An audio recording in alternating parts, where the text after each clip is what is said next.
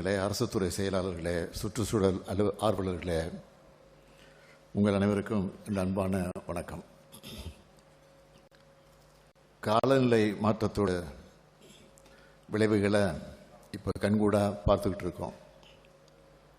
இப்போ கூட டித்வா புயல் எப்படிப்பட்ட கோரத்தாண்டவத்தை ஆடிச்சு, அதனால் இலங்கை உள்ளிட்ட நாடுகள் எப்படி பாதிக்கப்பட்டுச்சுன்னு பார்த்தோம். நம்ம அரசு தொடர்ந்து மேற்கொண்டு வந்த பல்வேறு முன்னெச்சரிக்கை நடவடிக்கைகளால் பெரிய அளவு பாதிப்புக்கு ஏற்படாமல் தமிழ்நாட்டை காப்பாற்றி இருக்கிறோம். எப்போவோ ஒரு வாட்டி புயல் வெள்ளங்களை எதிர்கொண்ட காலத்தான் நாம் கடந்து விட்டோம். அதை உணர்ந்து தான் 3 நாட்களுக்கு முன்னாடியே இந்த பேரிடருக்கேற்ற தடுப்பு மற்றும் தகவமைப்பு உட்கட்டமைப்புகளை தொடங்கிட்டோம்.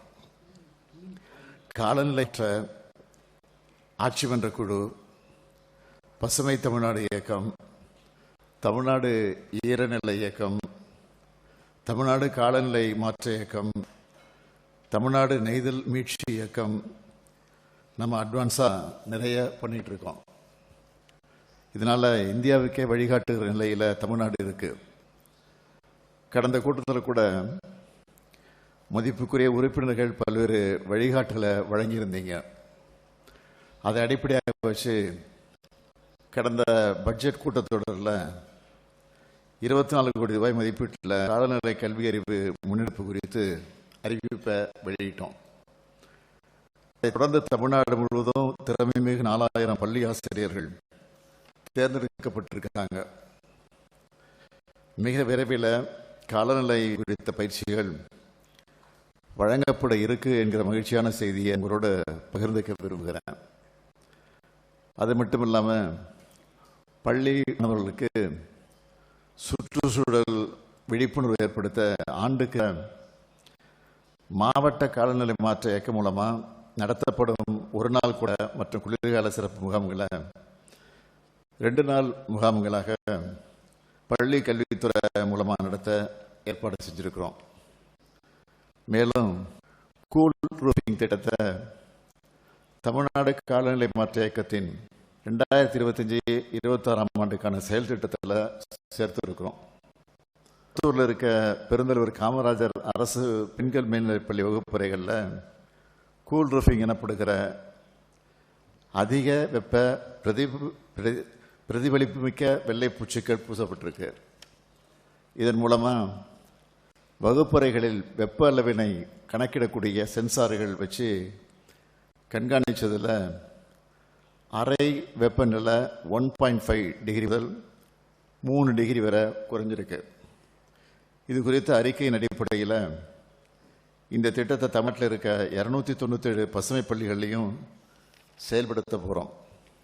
அது மட்டும் இல்லாமல் மேற்சொன்ன இயக்கங்கள் மூலமாக கார்பன் சமநிலை மையங்கள், காலநிலை மீள்திறன் மிகு கிராமங்கள், கடலோர பகுதிகளில் உயிர் கேடயங்கள் அமைத்தல் போன்ற முக்கியமான காலநிலை மாற்ற தடுப்பு மற்றும் தகவமைப்பு திட்டங்கள் செயல்படுத்தப்பட்டு வருது.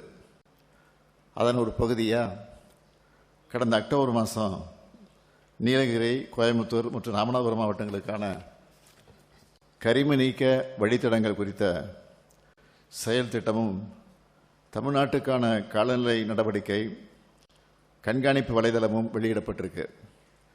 கடலூர் மாவட்டம் பிச்சாவரம் அருகே கிள்ளையில் காலநிலை மீள்திறன் கிராம திட்டத்துக்காக பிரயோஜகமான திட்ட மேலாண்மை அளவுடன் கூடிய அலுவலகத்தையும் தொடங்கி வச்சிருக்கிறோம். மேலும் அங்கே இருக்கக்கூடிய அரசு அலுவலகங்களில் சூரிய ஒளி மின்னாற்றல் உற்பத்தி, மக்களுக்கு வாழ்வாதார மேம்பாட்டுக்கான பயிற்சிகள், வெள்ள அபாயங்கள் ஏற்படாமல் இருக்க பக்கிங்ஹாம் கால்வாய் தூர்வாரப்பட்டு சீரமைத்தல், பிச்சாவரம் படகு குழாமுக்கு மின்னாற்றலில் இயங்கக்கூடிய படகு வழங்குதல் ஆகிய பணிகள் மேற்கொள்ளப்பட்டு அந்த கிராம காலநிலை மீள்திறன்மிகு கிராமமாக மாற்றுவதற்கான முதல் படி எடுத்து வைக்கப்பட்டிருக்கு. கடலோர வாழ்விடங்களை இயற்கை சார்ந்த தீர்வுகள் மூலம் மறுசீரமைப்புக்கும் திட்டத்தின் கீழ் தொடர்ச்சியாக அலையாத்தி மரக்கன்றுகள் நடப்பட்டு வருது. இதோட ரிசல்ட் என்ன தெரியுமா? தமிழ்நாட்டில் 4500 ஹெக்டேர் பரப்பளவுக்கு இருந்த அலையாத்தி காடுகள் 9000 ஹெக்டரா, அதாவது 2 மடங்கா அதிகரிச்சிருக்கு. இந்த சாதனையில் பங்கு வகித்த எல்லாருக்கும் இந்த நேரத்தில் என்னுடைய பாராட்டுக்களை நான் தெரிவிச்சுக்கிறேன்.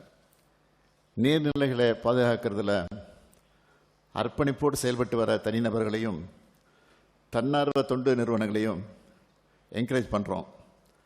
மாவட்டத்துக்கு ஒருத்தர்னு 38 பேருக்கு கடந்த ஜூன் 5 உலக சுற்றுச்சூழல் நாளில் 1 லட்சம் ரூபாய் ரொக்க பரிசுடன் கூடிய முதலமைச்சரின் நீர்நிலை பாதுகாவலர் விருது வழங்கியிருக்கிறோம். தமிழ்நாடு மாசு கட்டுப்பாட்டு வாரியத்தின் மூலம் நிலைத்தகு நடைமுறைகளை பின்பற்றும் தொழிற்சாலைகளுக்கு தன்னார்வ பசுமைத்தர சான்றிதழ் வழங்கக்கூடிய திட்டமானது தொழிற்சாலைகளால் ஏற்படுகிற உமிழ்களை கட்டுப்படுத்த உதவும்னு நம்புகிறோம். உலகெங்கும் ஏற்படுகிற இயற்கை பேரிடர்களில் அதிகம் பாதிக்கப்படுறவங்களா பெண்களும் பெண் குழந்தைகளும் இருக்காங்கன்னு ஆய்வுகளில் உறுதியாக இருக்குது. அதனால் பாலின சமத்துவத்தை உறுதி செய்கிற விதத்தில் அரசின் திட்டங்களும் காலநிலை தடுப்பு மற்றும் தகவமைப்பு நடவடிக்கைகளும் இருக்கணும்னு தனிப்பட்ட முறையில் உங்ககிட்ட நான் கோரிக்கை வைக்கிறேன். என்ன நம்மளோட திராவிட மாடல் அரசு பெண்களுக்கான அரசா எல்லா துறைகளையும் பேர் வாங்கியிருக்கு. அது இங்கேயும் தொடரும்னு நான் விரும்புகிறேன். காலநிலை மாற்றத்தை எதிர்கொள்வதில் பெண்களின் பங்கு தான் அளப்பரியது.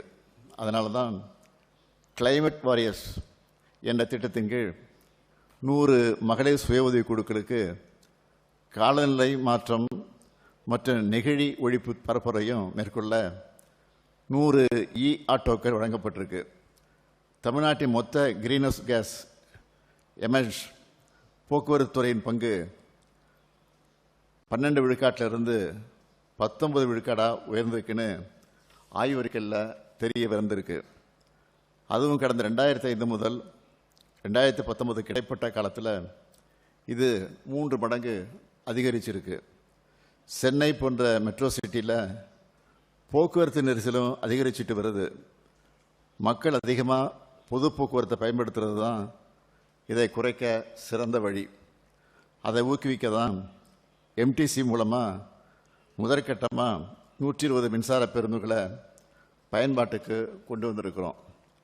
மக்கள்கிட்ட நல்ல வரவேற்பு இருக்குது. அதனால் மேலும் 600 மின்சார பேருந்துகளை விரைவில் பயன்பாட்டுக்கு கொண்டு வரப்போம். இதனால் டிராஃபிக்கும் குறையும், பொல்யூஷனும் குறையும், எல்லாருடைய நேரமும் மிச்சமாகும். வேறு எந்த மாநிலத்திலும் இல்லாத அளவுக்கு இவ்வளவு செஞ்சிருக்க காரணத்தினால்தான் ஒன்றிய அரசே நமக்கு சர்டிஃபிகேட் கொடுத்துருக்காங்க.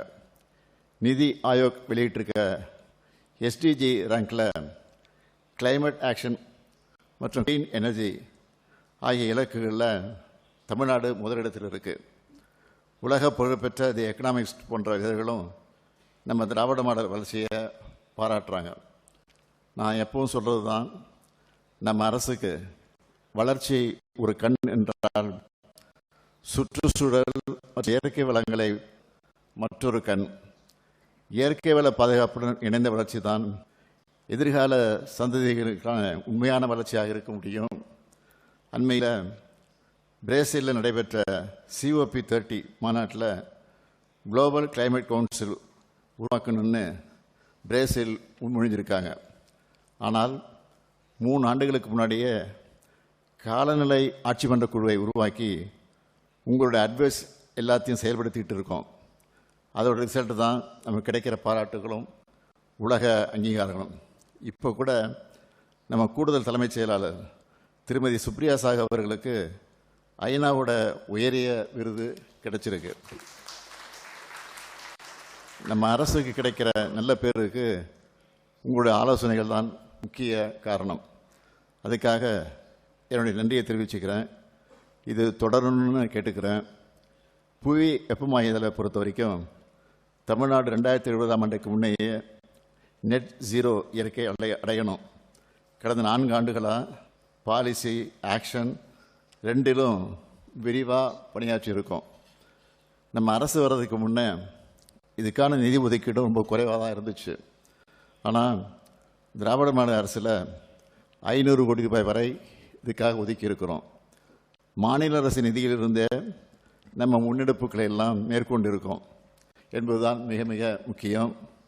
கடந்த 4 ஆண்டுகளில் நமது மாநிலத்தை பாதித்த பேரிடர்களுக்கான நிவாரண நிதியாக தமிழ்நாடு அரசை கேட்டதில் வெறும் 17 விழுக்காடு தான் ஒன்றிய அரசு விடுவிச்சிருக்கு. நம்ம கேட்டது 24,679 கோடி ரூபாய். அவங்க தந்தது வெறும் 4,136 கோடி ரூபாய் மட்டும்தான்.